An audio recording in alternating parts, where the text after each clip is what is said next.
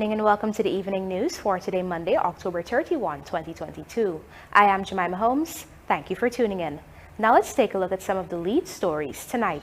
Tourist disappears at ORINDUIK Falls, fare drowned. TIMEHRI man arrested for breaking into private jet at CJIA. US $1.4 billion in trade between Guyana and US in first half of 2022. Guyana pursuing upstream, downstream engineering training for locals. And DHBC mounts $1 billion plus lawsuit against Panamanian company over recent collision. Now for the news in detail. A Guyanese man who was part of a group of tourists visiting ORINDUIK Falls on Sunday has gone missing and is feared to have drowned at the popular tourist destination. The man has been identified as Gladstone Haynes, who had boarded an Air Services Limited plane from the Eugene F. Correa International Airport to be part of the tour. At the end of the tour, it was realized that one person was missing. Reports are that the man disappeared whilst at the ORINDUIK Falls. His body is yet to be located. A search and rescue recovery operation is currently underway in conjunction with the Guyana Defense Force and Guyana Police Force. Up to news time, there has been no official statement from the police or aviation authority on this matter. Tomorrow, Guyana will be launching its calendar of events for Tourism Awareness Month, which is celebrated in November annually. Police have arrested a man from Circuit Road, TIMEHRI, East Bank, Demerara, who has since confessed to breaking into a private jet that was parked at the CJIA International Airport.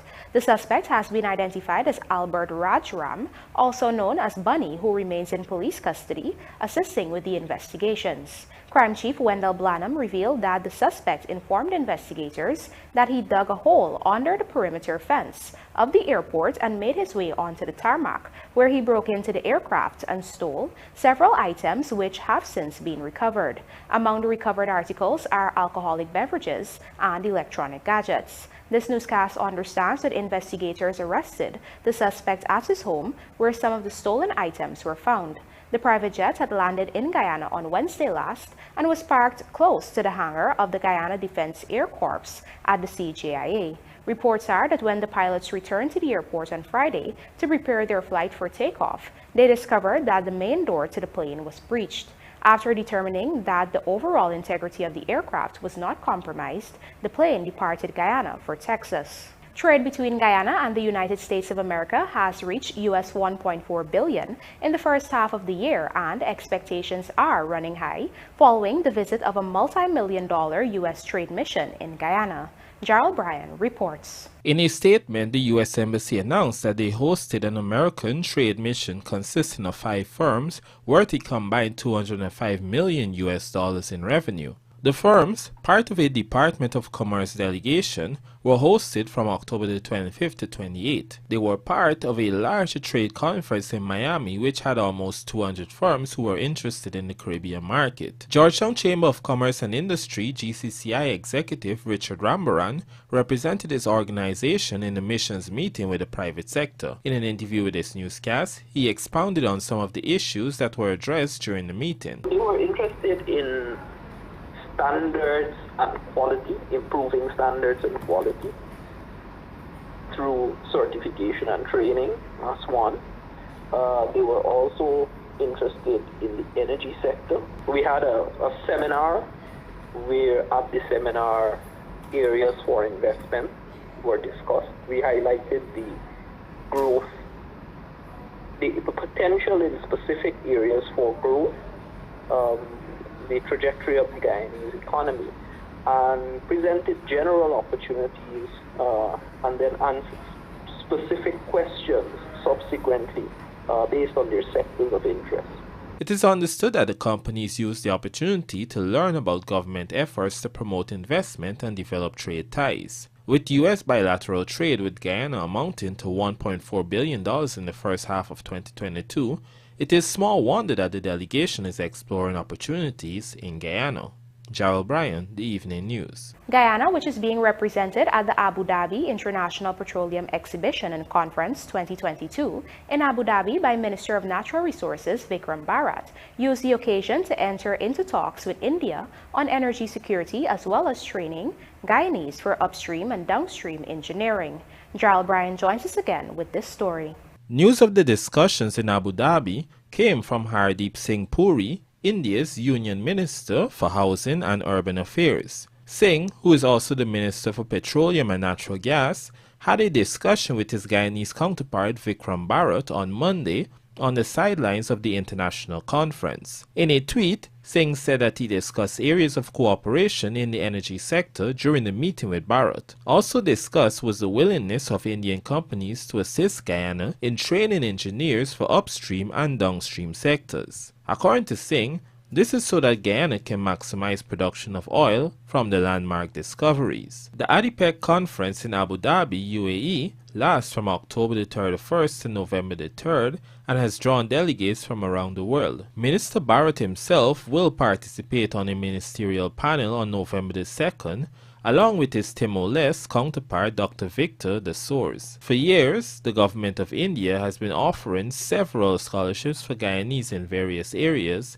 including military, medical, technical, and cultural training. The Indian Technical and Economic Cooperation or ITEC program, fully funded by the government of India, has progressed over the years. It now attracts participants from 161 countries in Asia, Africa, East Europe, Latin America, the Caribbean, as well as Pacific and small island countries. Gerald Bryan, The Evening News. The Demerara Harbor Bridge Corporation has filed an over $1 billion lawsuit against the vessel MT Tradewind Passion, which collided with the floating structure on October 8, rendering it inoperable for just about 2 days and resulted in a $1 billion repair bill. Find out more in this report. The vessel is owned by Panama Trading SDRL, a company registered in Panama. In its statement of claim filed at the Demerara High Court, the Demerara Harbor Bridge Corporation said the collision caused $1 billion and counting in damages, and that there has been no compensation despite several oral requests demanding payment of the sum. According to the Demerara Harbor Bridge Corporation, the vessel's master was negligent since he failed to sail at a safe speed, failed to report difficulties being encountered upon approaching the bridge, and failed to use reasonable care and skill in its operation so that the fuel tanker could veer away from, thereby avoiding collision with the bridge. At the time, the vessel was under the control and command of Captain Freddie Mendoza, advised by pilot Kenneth Court, who a board of inquiry into the collision has recommended be suspended for not less than 24 months. Reports indicate that at around 2 hours on October 8, the vessel, which transports fuel for the Guyana Oil Company, while heading south, crashed into the Demerara Harbor Bridge despite several calls to drop anchor from the shift supervisor Andy Duke. Duke, who was in one of the lookout towers, tried desperately to communicate with the pilot without success. He eventually had to jump from the booth to save his own life. He fractured his leg in the process and was hospitalized. Meanwhile, the vessel has been detained by local authorities, but the Panamanian company argued that the detention of the vessel is unlawful as it was done without or in excess of jurisdiction, without reasonable grounds, and not in compliance with statutes and the Constitution of Guyana. As such, it is suing the Maritime Administration Department, the Harbor Master, and the Demerara Harbor Bridge Corporation for more than $100,000. Coming up, Kester Craig appointed Deputy Executive Director of CDEMA, and December 12 is nomination day for LGE polls. Do stay with us. More news ahead.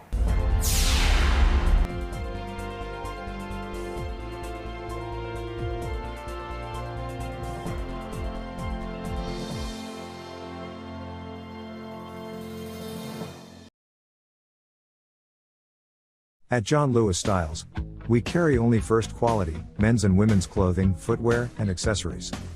As authorized dealers, our items come directly from the manufacturing brands, and are available in all sizes and colors. What we sell was never on display in another store. It's time you know the truth about what you buy. Come visit us on Waterloo Street. John Lewis Styles. Simply different. Cheryl, girl, you won't believe. Sorry, I'm interrupting y'all. Marla, I'm here taking the census. Girl, you done got a husband already, huh? Miss, I am a census taker. going door to door so that everyone can be interviewed and counted in the National Census 2022. What is the census though? Well, the population and housing census is a count of the population and all the buildings every 10 years. Getting counted transforms an entire nation. From region 1 to region 10. You know what? I believe our village needs a health center. I think it needs some roads too. You see the man boots out there, how it's full of mud, eh? That's why I'm asking Mrs. De Silva a few questions from our questionnaire. We record the answers and then the data is used to help shape the future of the country. Oh, so the two y'all not... Oh gosh. We call. I've been loving you. I've been liking you. I've been loving you. I've been dancing with you so long. Yeah, you keep me fit. Oh, you keep me fresh. Yeah, you keep me sweet and strong. Vita, vita, vita more. Oh, vita, vita, vita. I've been liking you. I've been loving you. I've been dancing with you so long. Vita more. Vitalize. Hi, my name is Jalen Softly, and I'm very excited to have G20 set up this fiber cable. As you can see, I'm young, so I'll be using this Wi-Fi, this internet, to be doing my everyday browsing and searching and, you know, just my homework and assignments, playing games, watching YouTube, you know, the regular stuff. I really enjoy the service. I think it's extremely great. And you also have like the free minutes, so for that, you know, if you're in trouble, you call your parents or someone. The writers of this program are depending on my ethnic but non-threatening voice to explain things they are too lazy to set up traditionally. Only 2 months into the semester. Marcus, I was watching that. What's the matter with you? Noreen, why you have all these things plugged in, man? You really don't check them bills, you know? You know the cost of electricity? Marcus, you can't be so ridiculous. That's the fridge. Why would you unplug the fridge? I don't understand why the cost of electricity is so high in this country, man. Somebody has to do something. Marcus, you know what I realize? Something is really wrong with you. How are we supposed to live without electricity? Hello, just like our ancestors survived back in the days. I will have you know, Marcus, Noreen Angela Melville is not cut out for that type of life. And already the 9th Ivy League squads buzz with future Olympians and presidents. Did you know the Gas to Energy project is expected to reduce the cost of electricity by up to 50%? Yes, that project will slash electricity bills in half. This will also unleash a tsunami of benefits for the manufacturing sector in Guyana. Wow. Marcos, did you hear that? Electricity will be cheaper. Now, Marcus, for the love of God, plug the fridge back in. For the admissions brochure.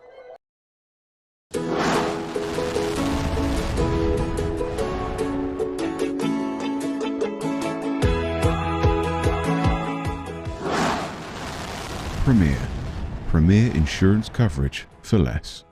Stay safe.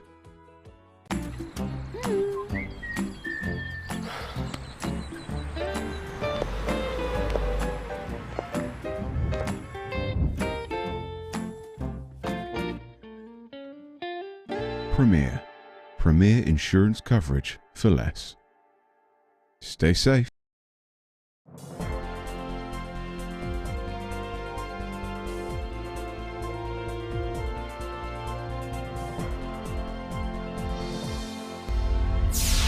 Welcome back. You're watching the Evening News. Former Director General of Guyana Civil Defense Commission, Lieutenant Colonel Kester Craig, has been appointed Executive Director of the Caribbean Disaster Emergency Management Agency, effective January 3, 2023. Craig is a disaster risk management practitioner with over 25 years of military service and more than 16 years disaster management experience, working with community groups, government agencies, and national, regional, and international non-governmental organizations in the local government, health, security, private, and environmental sectors. Craig served as head of the CDC of Guyana for 5 years up until July 2022 and as an independent disaster risk management professional thereafter. Craig also served as the chairman and member of the CDEMA Plan Development and Review Subcommittee for 7 years. In his new role at CDEMA, Lieutenant Colonel Craig will lead the Technical Program Management Division, which is responsible for the strategic and technical leadership of the agency's disaster risk management program in the areas of response, recovery, preparedness, disaster risk reduction, education, research, and training. Dorado Offshore on Monday collaborated with the Health Ministry, organizing a comprehensive health fair in observance of Breast Cancer Awareness Month. Rupa Sinarayan tells us more. The inaugural health fair at the Promenade Gardens, Georgetown, saw persons benefiting from services such as optometry, adolescent health sensitization, blood donation, consultancy, HIV testing, dental care, among others. Head of Dorado Offshore Guyana, Sherry Farrell, explained that since October generates massive awareness on breast cancer, the company sought to fulfill its corporate social responsibility in a holistic manner by offering wide-ranging services. October is Breast Cancer Awareness Month, but we decided that in addition to the services for breast cancer, we were going to provide additional services like adolescent health tips, food policies, VIA, dental care, etc. Dorado Offshore is very committed to our social responsibility, and coming out of that we would have held several other initiatives throughout Guyana, and because of the importance being placed on breast cancer, we decided to reach out to the ministry, who were very willing and forthcoming with us to have this initiative. At the various booths, staffers from the Health Ministry were engaging persons and offering their respective services. We're representing GPHC Clinic. We are doing basic screening today, so anybody that has any problems with their eyes or just want to do, a checkup, they can come and get their eyes screened or checked. It's very important for you to get your eyes checked because there are many persons that have lost their eyesight and they did not know, and it's something that can happen very suddenly. So you have to make sure that you get your eyes tested, and for those that have glasses, every 2 years. The mental health unit was also present, conducting sensitization and encouraging persons to prioritize their mental health. We're also on a mission to break the stigma that's surrounding mental health and mental illness, because we don't want people to always link mental health with something negative, or like with negative words like crazy and mad and stuff like that. Rupa Sinarayan, The Evening News. We now tell you that the Guyana Elections Commission, GECOM, has designated December 12, 2022 as nomination day for the upcoming local government elections, which are set to be held next year, March. Here are the details. On nomination day, parties make their way to a designated location where their representatives are usually required to submit their list of candidates to the Chief Election Officer, as well as sign on to the required documents such as a code of conduct to contest the elections. According to a notice, contesting parties,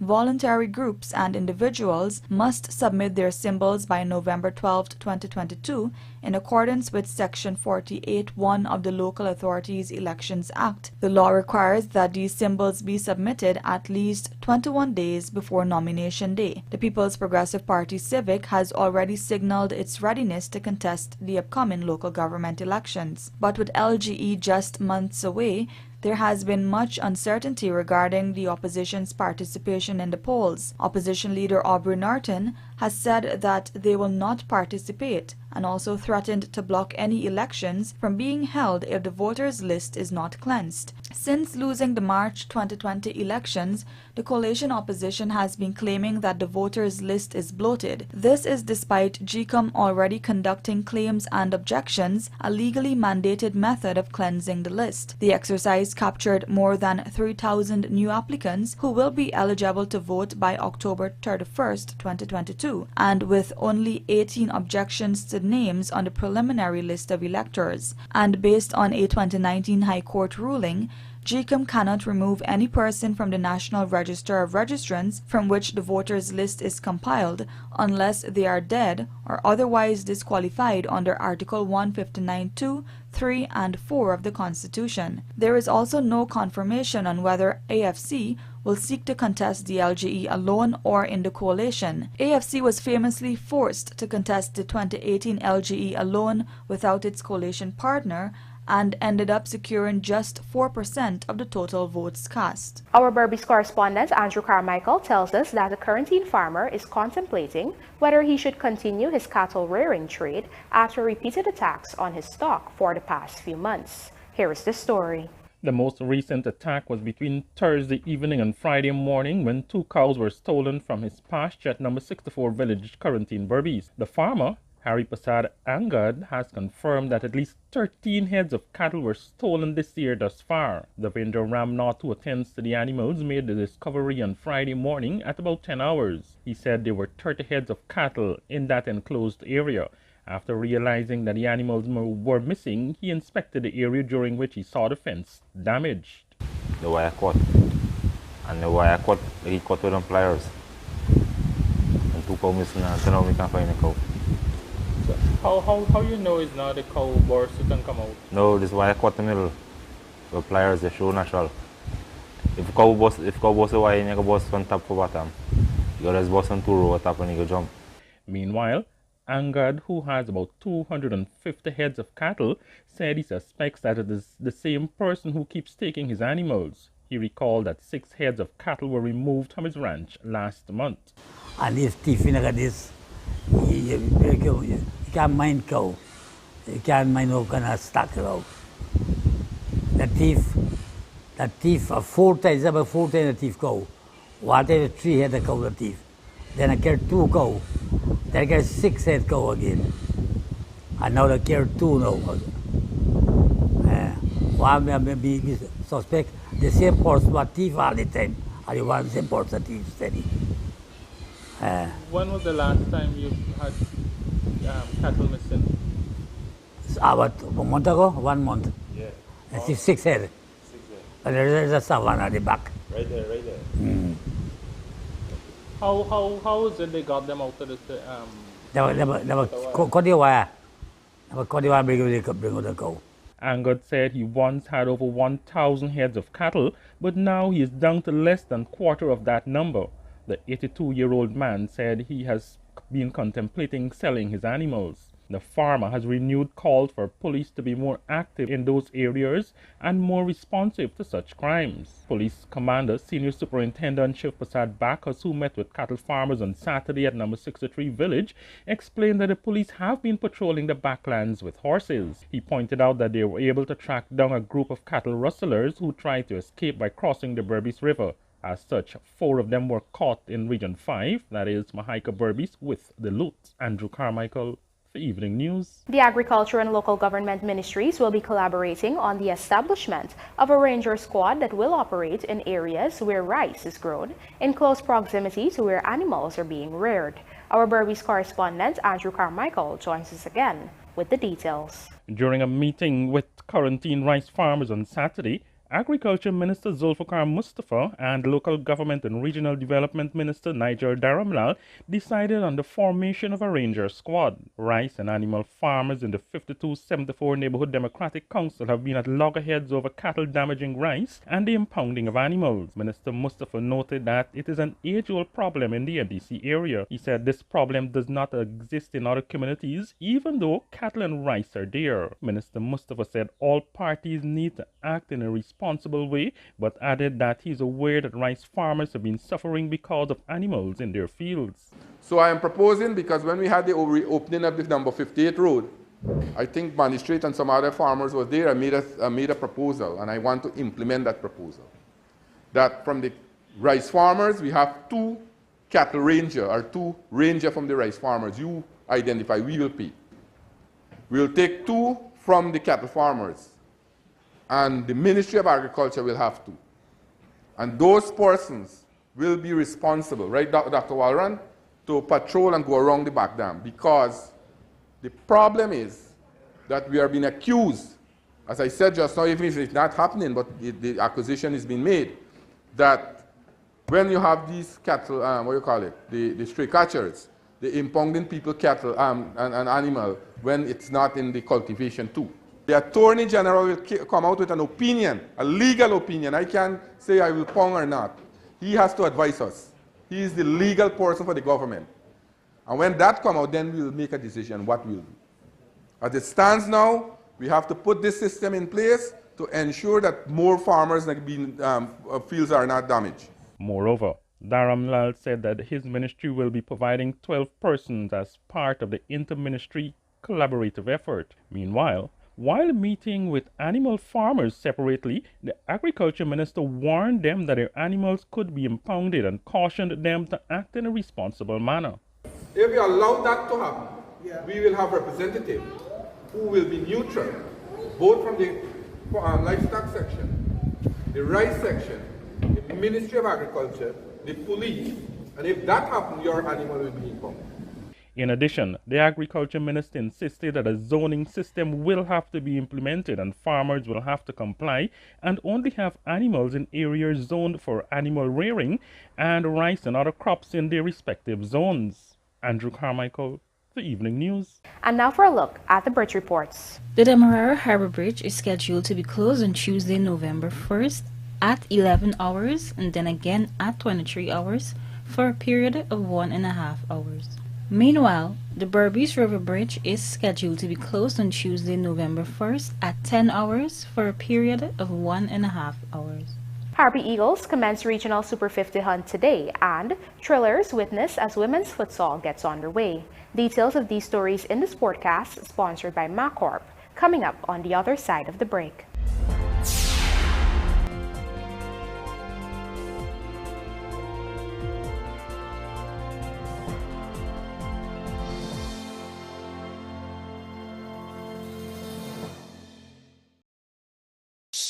It happens. Your septic tank is full. All the waste from your toilet goes into your septic tank through the sewage line. When your tank is full, the two most common indicators are an overflowing tank and an overflowing toilet. It is recommended that Sevon's Waste Management empty your septic tank every 2 to 3 years to avoid any embarrassment. And before you can say, shh, it's gone. Call Sevon's Waste Management today at 218-1455 or 218-1156. Cheryl, girl, you want me? Sorry, I'm interrupting y'all. Marla, I'm here taking the census. Girl, you done got a husband already, huh? Miss, I am a census taker, going door to door so that everyone can be interviewed and counted in the National Census 2022. What is the census though? Well, the Population and Housing Census is a count of the population and all the buildings every 10 years. Getting counted transforms an entire nation. From Region 1 to Region 10. You know what? I believe our village needs a health center. I think it needs some roads too. You see the man boots out there, how it's full of mud, eh? That's why I'm asking Mrs. Da Silva a few questions from our questionnaire. We record the answers and then the data is used to help shape the future of the country. Oh, so the two y'all not... Oh gosh. We come